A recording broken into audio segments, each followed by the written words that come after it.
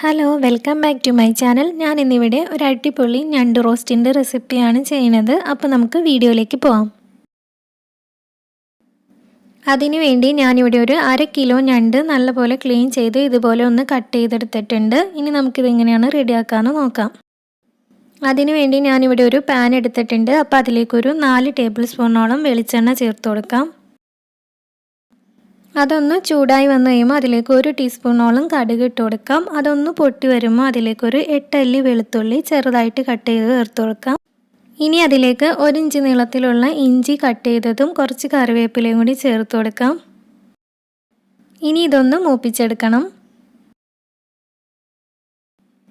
വെളുത്തുള്ളിയൊക്കെ ഒന്ന് മൂത്ത് വന്നു കഴിയുമ്പോൾ അതിലേക്കൊരു 8 ചെറിയ ഉള്ളി ചെറുതായിട്ട് കട്ട് ചെയ്തതും ഒരു 2 പച്ചമുളക് കട്ട് ചെയ്തതും ഒരു 4 മീഡിയം സൈസ് സവാള നീളത്തിൽ കട്ട് ചെയ്തതും ചേർത്ത് കൊടുക്കാം. ഇനി അതിലേക്ക് ആവശ്യത്തിനുള്ള ഉപ്പ് കൂടി ചേർത്ത് കൊടുക്കാം. ഞാനിവിടെ 1.5 ടീസ്പൂണോളം ഉപ്പ് ചേർക്കുന്നുണ്ട്. ഇനി ഇത് നന്നായിട്ടൊന്ന് മിക്സ് ചെയ്തതിന് ശേഷം ഈ സവാളയൊക്കെ ഒന്ന് സോഫ്റ്റായി വന്ന വരെ ഒന്ന് വഴറ്റിയെടുക്കാം. ഇപ്പോൾ സവാളയൊക്കെ ഒന്ന് സോഫ്റ്റായി വന്നിട്ടുണ്ട്. ഇനി ഇതിലേക്ക് ഒരു 1.5 ടേബിൾ സ്പൂണോളം മുളക് പൊടി ചേർത്ത് കൊടുക്കാം. ഞാനിവിടെ കാശ്മീരി മുളക് പൊടിയാണ് ചേർക്കുന്നത്.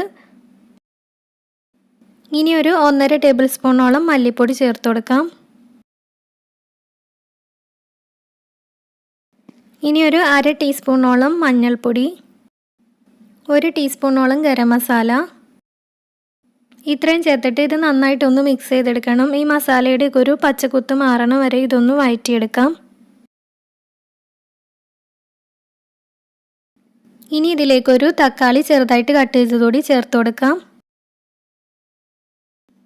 ഇനി ഈ തക്കാളി ഒന്ന് ഉടഞ്ഞു വന്ന വരെ ഒന്ന് വഴറ്റിയെടുക്കണം.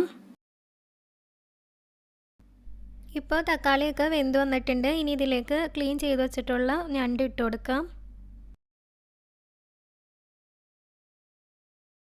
ഇനി അതിലേക്ക് 1 ടീസ്പൂണോളം നാരങ്ങാ നീര് ചേർത്ത് കൊടുക്കുന്നുണ്ട്. ഇനി അതിലേക്ക് 1 കപ്പ് വെള്ളം കൂടി ചേർത്ത് കൊടുക്കുന്നുണ്ട്. എന്നിട്ട് ഇതെല്ലാം കൂടി നന്നായിട്ടൊന്ന് മിക്സ് ചെയ്തെടുക്കണം.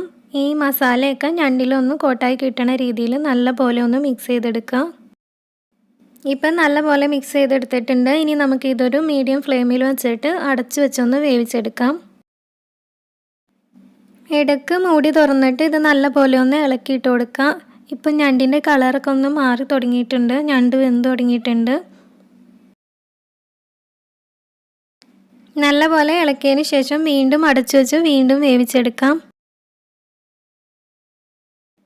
ഇപ്പോൾ വെള്ളമൊക്കെ കുറഞ്ഞ് എണ്ണയൊക്കെ ഒന്ന് തെളിഞ്ഞു തുടങ്ങിയിട്ടുണ്ട്. ഈ ടൈമിൽ അതിലേക്ക് 1 ടീസ്പൂണോളം കുരുമുളക് പൊടി ചേർത്ത് കൊടുക്കുന്നുണ്ട്. എന്നിട്ടിത് നല്ലപോലെ ഒന്ന് മിക്സ് ചെയ്തെടുക്കാം.